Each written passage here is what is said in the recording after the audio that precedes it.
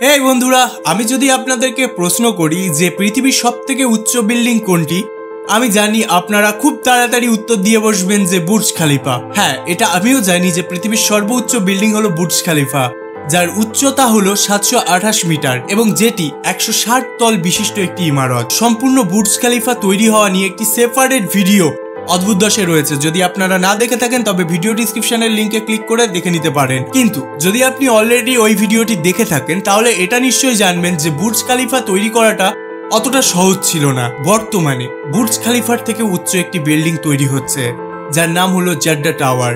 এই টাওয়ারটি বুর্জ খলিফার থেকেও বড় হচ্ছে এবং এত বড় বড় বিল্ডিং এর কথা শুনবার পর আপনার মনে কি কখনো প্রশ্ন আসেনি এই পৃথিবীতে কত উঁচু নির্মাণ করা সম্ভব? এর একটি সাদামাটা উত্তর হলো অসীম। মানুষ চাইলে পারে না এমন কাজ খুব কমই আছে। তেমনি একটি বিষয় জানিয়ে রাখি যে বর্তমানে গিগা স্কাইস্কেপারের পরিকল্পনা চলছে, যেটি 1000 তল বিশিষ্ট একটি ইমারত হবে। কিন্তু বর্তমানে এই পরিকল্পনাটি সম্পূর্ণ করা সম্ভব নয়। তার কিছু কারণ রয়েছে। যদি 1000 তল বিশিষ্ট একটি ইমারত তৈরি করতে এত অসুবিধা হয়, তাহলে 1 বিলিয়ন তল বিশিষ্ট একটি ইমারত তৈরি করতে কত অসুবিধা হবে জাস্ট ভেবে দেখুন।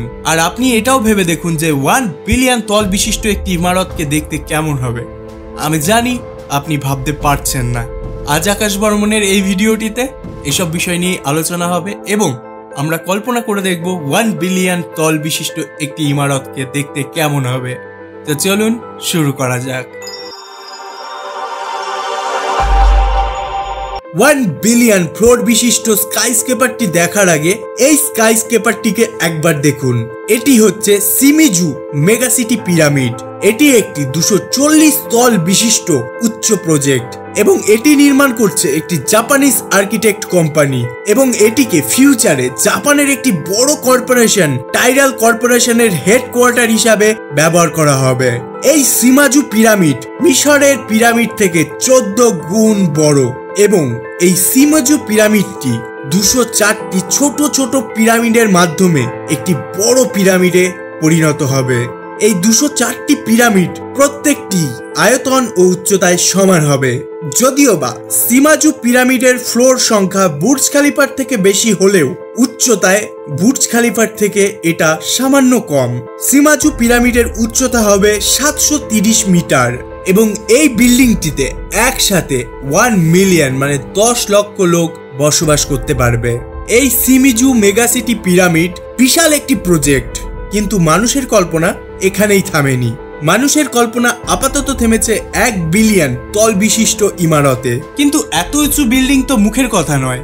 এত উঁচু বিল্ডিং কনস্ট্রাকশনে সব থেকে অসুবিধা হয় বিল্ডার্সদের। এবং এছাড়াও বিল্ডিং যত বেশি লম্বা হবে বিল্ডিংটি তত বেশি ভারী হবে। সুতরাং এর বেস অনেক বেশি চওড়া করতে হবে, কারণ বিল্ডিংটির ভিত শক্ত না হলে উপরের দিকের ফ্লোরগুলির ওজনে বিল্ডিংটি কোলাপস করবে। সহজ কথায় তাসের ঘরের মতো ভেঙে পড়বে। এই কারণেই আমরা এখনই 1 বিলিয়ন ফ্লোর বিশিষ্ট স্কাইস্কেপারকে নিয়ে ভাববো না, বরং ভাবতে চলেছি 1000 তল বিশিষ্ট ইমারতকে নিয়ে। বুর্জ খলিফা তৈরি করবার আর্কিটেক্টদের মধ্যে একজন হচ্ছেন উইলিয়াম বার্কার। এনার ক্যালকুলেশন অনুযায়ী কল্পনাকৃত 1000 তল বিশিষ্ট স্কাইস্কেপারের আনুমানিক উচ্চতা হবে 8849 মিটার, যেটা কিনা পৃথিবীর উচ্চতম শৃঙ্গ মাউন্ট এভারেস্টের থেকেও 1 মিটার লম্বা। এই বিল্ডিংটির বেস অর্থাৎ ভিত ন্যূনতম 4100 স্কোয়ার কিলোমিটার হতে হবে। যদি এই বিল্ডিংটির বেসের আয়তন অনুমান করতে অসুবিধা হয় তাহলে একবার ভেবে দেখুন কলকাতার আয়তন কতটা বড়। কলকাতা কতটা বড় সেটা যদি আপনি ইমাজিন করতে পারেন তাহলে এরকম 20টি কলকাতা মিলিয়ে এর বেস তৈরি হবে।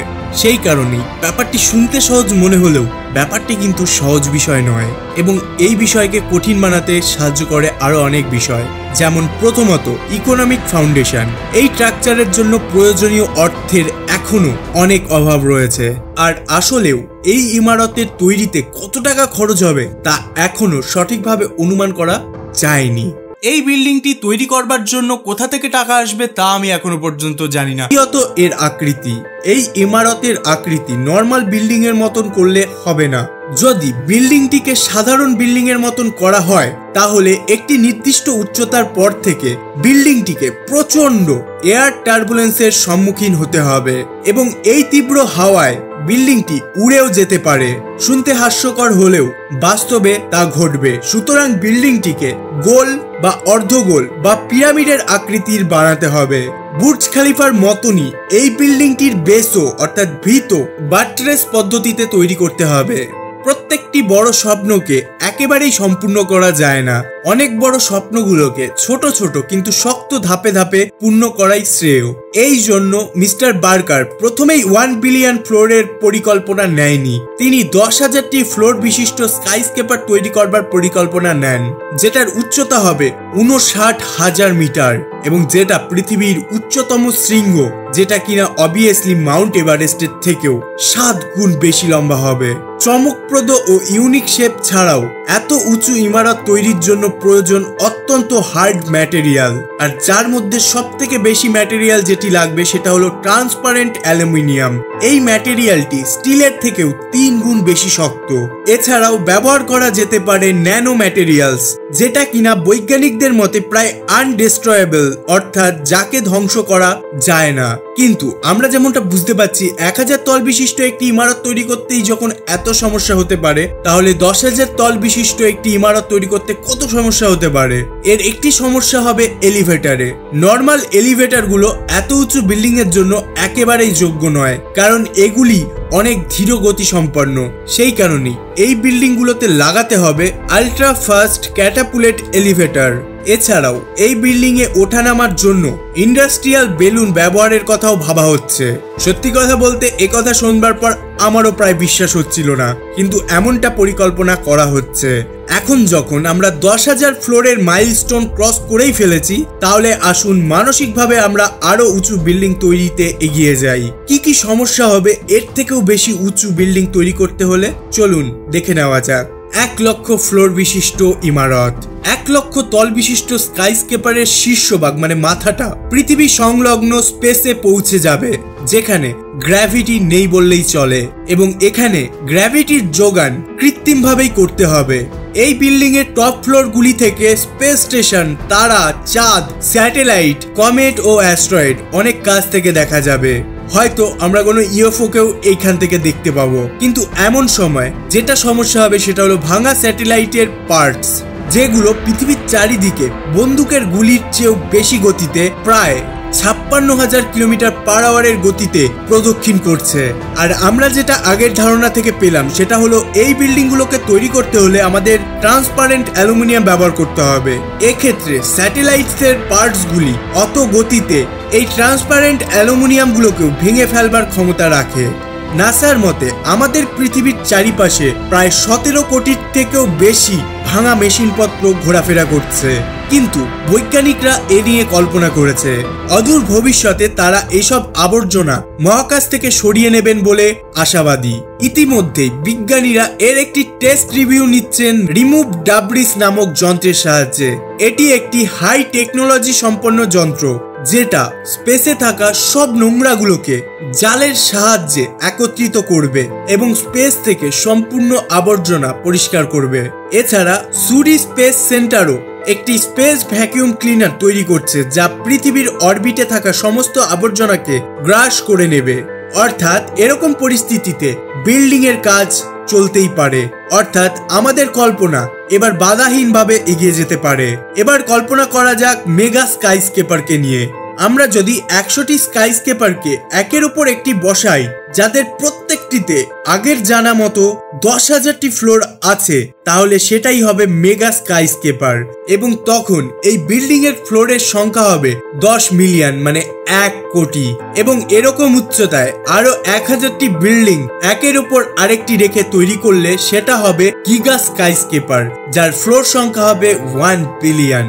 কিন্তু দুঃখের বিষয় হচ্ছে এই গিগা স্কাইস্কেপারটি এখনকার টেকনোলজি দিয়ে তৈরি করা সম্ভব নয়। সায়েন্টিস্টদের ক্যালকুলেশন অনুযায়ী আমাদের এই স্বপ্নের ইমারত তৈরি করবার জন্য অর্ধেকের বেশি সামগ্রী ও এনার্জি এখন বর্তমানে পৃথিবীতে নেই, কিন্তু বৈজ্ঞানিকদের অনুমান আগামী কয়েক শতকে এই সমস্যাটি আর থাকবে না, কারণ ততদিনে হয়তো মানুষ শক্তি ও মেটালের রিসোর্স অন্য কোনো গ্রহ বা তারা থেকে পেয়ে যাবে এবং এই স্বপ্নের 1 বিলিয়ন ফ্লোর বিশিষ্ট ইমারতটি তৈরি করতে সক্ষম হবে। তবে কেমন হবে 1 বিলিয়ন ফ্লোর বিশিষ্ট একটি স্কাইস্কেপার?